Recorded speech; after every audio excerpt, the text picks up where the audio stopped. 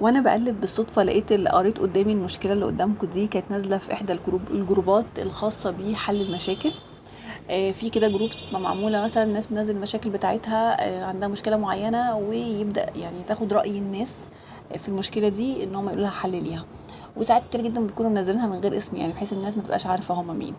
فالمشكله دي بصراحه لما قريتها يعني حسيتها مؤثره جدا، وحاسه ان ممكن يكون في ناس بتمر بنفس المشكله بتاعتها. فحبيت ان انا اقراها معاكم او اشاركها معاكم، وكمان اشارك معاكم اراء الناس ردوا عليها قالوا لها ايه. وكمان انتوا شاركونا برايكم وقولوا لنا شايفين الحل ممكن يكون ايه، لان ممكن تكون ناس كتير جدا بتمر بنفس المشكله دي فتبقوا فدتوها برايكم. بتقول البنت، بتقول انا حياتي فيها تعب ومشاكل كتير قوي، حرفيا من يوم ما اتولدت. انا دلوقتي 35 سنة. من زمان كان عندي مشكلة اني عمري ما كان عندي صحاب، لحد دلوقتي بحس ان الناس بتنفر مني، كأنهم شايفين حد تاني غيري، مش فاهميني من جوه. رغم اني اتحب قوي وطيبة وما باذيش حد، ولو حبيت حد بحبه بجد. كل الابواب متقفلة في وشي، مفيش جواز، مفيش صحاب، مشاكل مع الاهل، مفيش فلوس، مفيش سفر، مفيش حاجة اتمناها حصلت. صحتي مش حلوة وأمراض كتيرة وعندي حزن جوه قلبي. حاسة كأنه بيتقطع.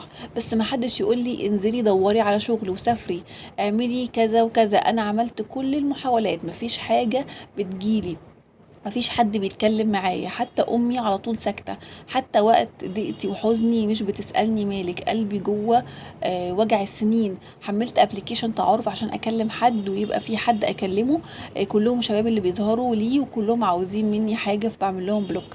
وعملت كل الانشطه عشان اعرف ناس، اي مكان بروحه كأني شفافة مش بتشاف، لاقية الرفض من المجتمع كله. ممكن حد يقول لي هو انا وحشة قوي كده؟ طيب يعني ما استاهلش الحب؟ طيب يعني ما استاهلش اكون موجودة اصلا؟ انا حرفيا بتقطع من جوه وعايشة في عذاب داخلي، ومش لاقية حد احكي له حتى ابسط حاجة تخفف عني الوجع شوية. مش موجودة يا جماعة، سامحوني في اللي بقوله. طيب انا ربنا لو قفل عليا الرزق في كل حاجة ليا، جابني الدنيا ليه؟ انا عارفة التفكير ده غلط، بس مفيش حد اساله ولا يرد عليا، ومش فاهمه ليه كل ده بيحصل لي. وانا كده ما حكيتش حاجه عن حياتي، انا عشت ايام صعبه جدا عشان بس ما حدش يستهين بتعبي. وانا من فضلكم يا جماعه ما حدش يقول اي كلمه ممكن توجع، لاني حرفيا بموت. بصراحة كلامها فعلا يعني مؤثر جدا، ويعني أي حد يقراه فعلا يتأثر، يعني ربنا بجد يخرجها من اللي هي فيه.